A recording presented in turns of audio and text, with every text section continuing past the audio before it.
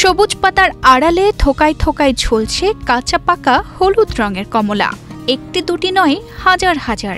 চোখ জোড়ানো, প্রাণ মাতানো এরকম দৃশ্য দেখে কার না ভালো লাগে। 5 বছর আগে ইউটিউবে এরকম দৃশ্য দেখেই কমলা চাষে আগ্রহ তৈরি হয়েছিল ঝিনাইদহের মহেশপুর উপজেলার বেগমপুর গ্রামের কৃষক হাবিবুর রহমানের। এরপর পার্শ্ববর্তী জেলা থেকে চারা সংগ্রহ করে 4 বিঘা জমিতে পরীক্ষামূলকভাবে শুরু করেন এই কমলা চাষ। ইউটিউবে দেখলাম যে বিদেশের মাটিতে কত সুন্দর চায়না লেবু, অনেক রকম ফল দেখতে পাই। তো দেখার পর আমার চায়না লেবুর পরে ঝোঁক আসতে আসতে আমি চায়না লেবু লাগাই নিজে সরজমিনে 4 বিঘা দিয়ে শুরু করি। এবছর আল্লাহ আমার এত ফল দিছে, প্রত্যেকটা গাছে 4 থেকে 5 মণ করে মাল আছে।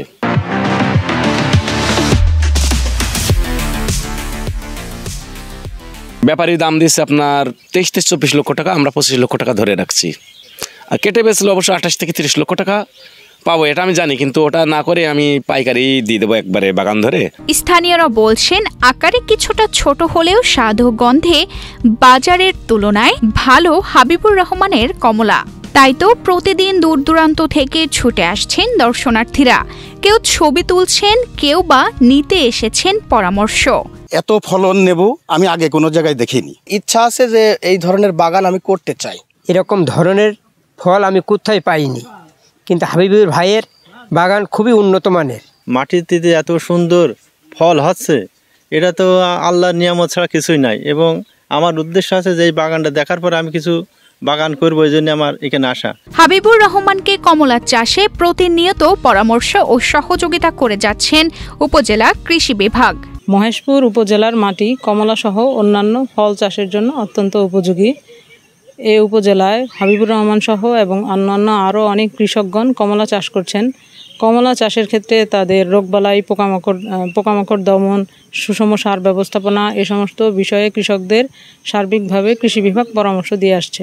মাটির গুণগত মানের কারণে কমলার রোগবালাই কম, ফলে বাড়তি মুনাফা আশায় অনেকেই ঝুঁকছেন মৌসুমী এই ফল চাষে।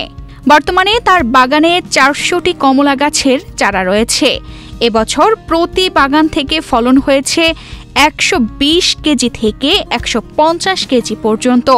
সার ও কীটনাশকের খরচ কম থাকায় এবছর 25 থেকে 30 লক্ষ টাকা ফল বিক্রির আশা করছেন এই সফল কৃষক। তানজিদা রহমান, ইনায়া, বাংলাদেশ প্রতিদিন।